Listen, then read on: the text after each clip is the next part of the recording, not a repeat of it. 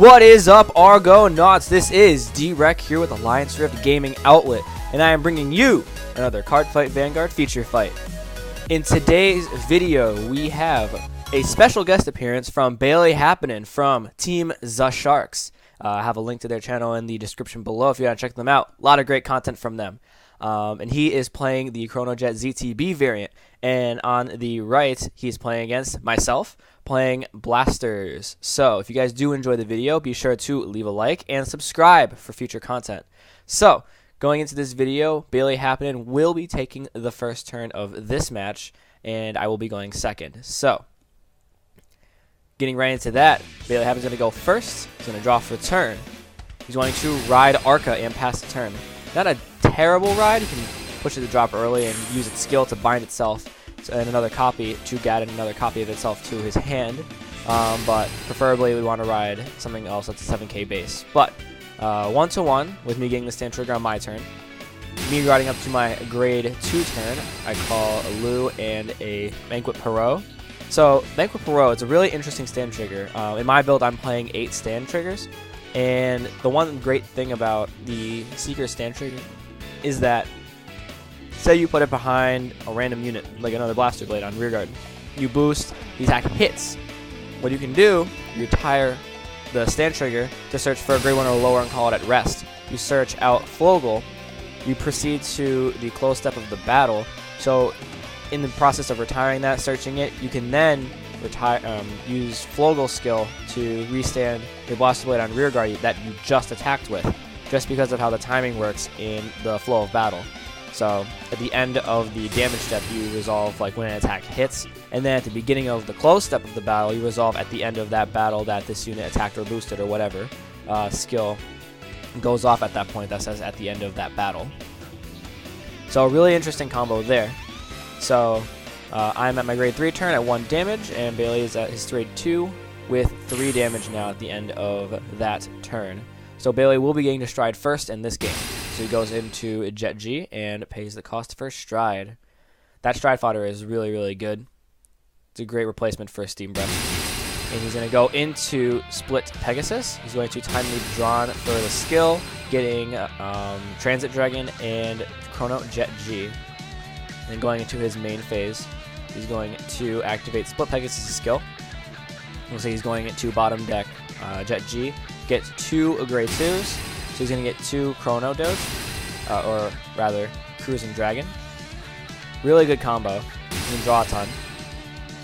So he's got 3 Transit Dragons. That's like the perfect plus board right there. He's going to be able to plus 7 this turn, 8 if he gets another a stand trigger and gets climbed away, gets an extra counter blast or whatever, but looks like he's going to be able to plus 7 just this turn. So he's going to get a Spearhead Unicorn off the first attack, and I'm going to G-Guard with Laser Guard. He's going to get the skill off Transit Dragon. He's going to heal 1 with his drive check, get a second heal, and a stand trigger, the triple threat trigger check. So really, really sacky on Bailey's part, but it doesn't matter that much because I got a defensive critical trigger anyway. But really, really sacky there. And then he's going to attack with his other full column with Chrono Doge. He's going to get an Arca to hand. Really, really good top 3 check there. He's going to draw on off of Transit Dragon, and then he's going to attack my rearguard and pass the turn. So now I'm going into my stride turn finally, and I have one face up, so I could go into Alfred or I could go into Ganslot, but I'm going to go into Ganslot just because, want that extra crit and all that good stuff. So I'm going to use the Stride Break to fetch a grade 3 Blaster Blade Exceed. Basically just stride fodder for the next turn. And then I have a good amount of cards in my hand at that point in time. I forget what I had, but I have a pretty good amount. So I call a Junos and a Blaster Blade to the right column. I'm sitting in there with my 1 Blaster Dark Spicy Tech, but I was just like, I don't want to play it. And I'm just like, fuck it, I'll just play it anyway. So I have 2 separate columns. I call Encourage Angel to give both my Blaster Blade and my Blaster Dark +3, and then Bailey's checking to see if it only applies to Royal Paladins or not, which does not. It applies to basically any units on your board. So I'm going to do it again. So that's total +6. And then one more time for the +9. Really trying to grind for advantage here. The main premise of the deck is just restanding a ton of times and getting multi-attacks off, because in my opinion that just happens to be where the flow of the game is right now. Being able to attack multiple times, whether it's for a significant amount or even like a 10k guard amount. More than 4 attacks is really good for the meta right now, and it's only going to be more prevalent once set 13 hits and Aquaforce gets all their good stuff. I only see good things for Aquaforce come set 13, and it looks like in Japan it's like top tier over there. So now I'm finally attacking with my Vanguard. I get the counter charge and the additional crit. So first check, I get a heal trigger. I do heal off that. I heal the Flogel. I get a stand trigger, standing my Blaster Blade, and giving it an additional +5. And I get another stand trigger, giving a +5 to Blaster Dark on the left. So the heal trigger goes to Blaster Blade. And then I attack with Blaster Dark for 23, and then 28 from Blaster Blade. And he's going to G-Guard with Uluru. The deck Gears with ZTB right now is so nuts, just because of how much they draw in Wombo combo. It's almost insane. And then the fact that they can just keep putting stuff back. They have the grade 1, Soul Blast 1, choose it in another card in your drop zone, put it back. And then Gear Next, it's another card that you can put stuff back with. Like you thin your deck of whatever you don't want, you put triggers back or whatever have you, and then you just keep thinning out until you have the highest possibility of checking triggers possible. Not to mention you have Uluru putting stuff back, so even though you're putting triggers back, you're not without normal unit targets like Spearhead, Chrono Doge, Transit Dragon, etc, etc, etc. I've seen so many games where people pull off Transit Dragon like 5-6 times in a game, 7 times if they're lucky. Just because they use it, they'll Soul Blast it with certain skills, and then they'll put it back with Uluru or the grade 1, and then they'll just fetch for it again and then do it more often. So in Bailey's Gear next turn, he's going to call the grade 3 that gets +1 for every face-up unit, and then the counter boss for the same skill, a Hypnosis Sheep, and then the grade 2 thing that bottom decks something for a Soul Blast, and you bind something. So good card, really good like techie card, especially against certain matchups. You bind a grade 2, you bottom deck their one of their grade 2 targets, but in this situation you would only had either Blaster Dark or Junos. So his rear guard attack hits. I'm going to G guard with Isolt for the 3 to pass here, and he's going to get he's going to get 1 trigger check. He's going to give all of the effects to his rested grade 3 rear guard.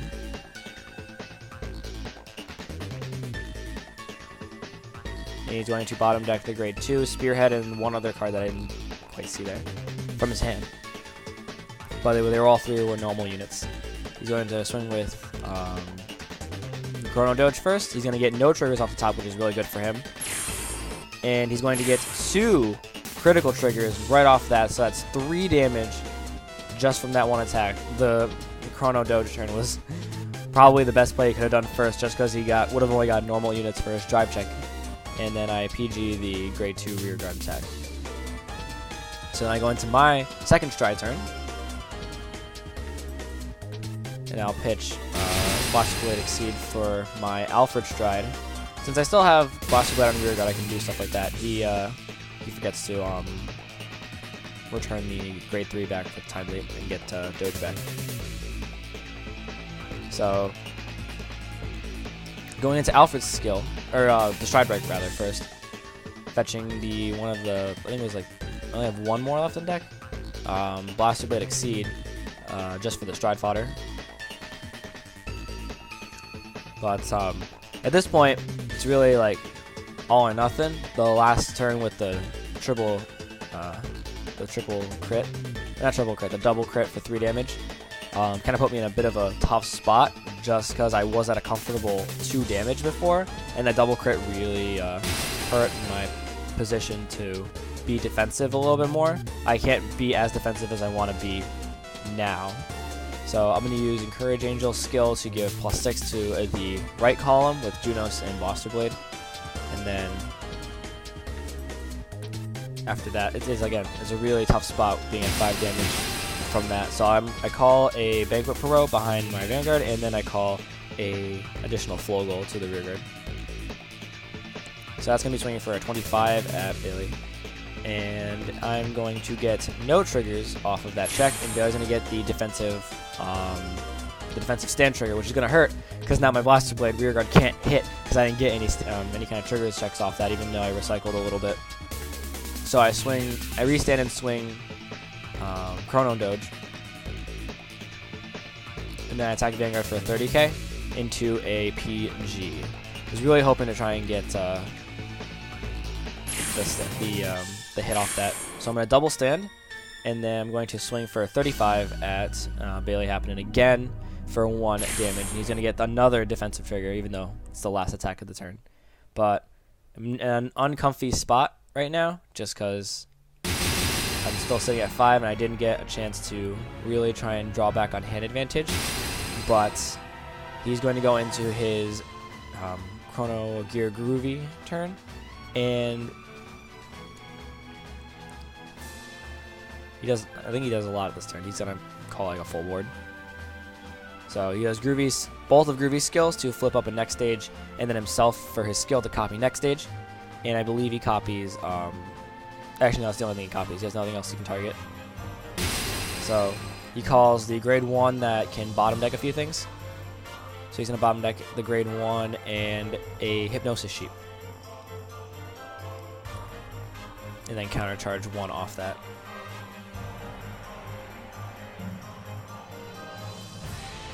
And then for the grade 3 skill, I counter boss 1 to give it a +2 for every face-up G unit in his G zone. So he's really putting all the stops to make this the last turn right here. He calls a Spearhead Unicorn column and goes right into battle and swings. Using that, he's going to be able to check top 4 for a ZTB and call it to rear guard. But it doesn't look like he got too many good targets for that, so I'm not sure he's going to call here. He calls a the grade 2 that you Soul Blast, bind the top card of your deck to bottom deck something. So he's going to do that skill. He's going to get another 0, and he's going to spin my Seeker Stand trigger. And I'm going to guard that attack coming up. Yeah, so I guard that for 10k. And then he swings Vanguard, and I'm going to have to eat it. He gets the heal, heals 1. And the second heal that will not go off, but it doesn't matter because that is the 6 damage for the game on my part, and I lose the game. So thank you guys for watching. Be sure to like and subscribe if you enjoyed my content. Check out some of these videos here. Click the subscribe button in the middle, and I will see you guys in the next video. Peace out.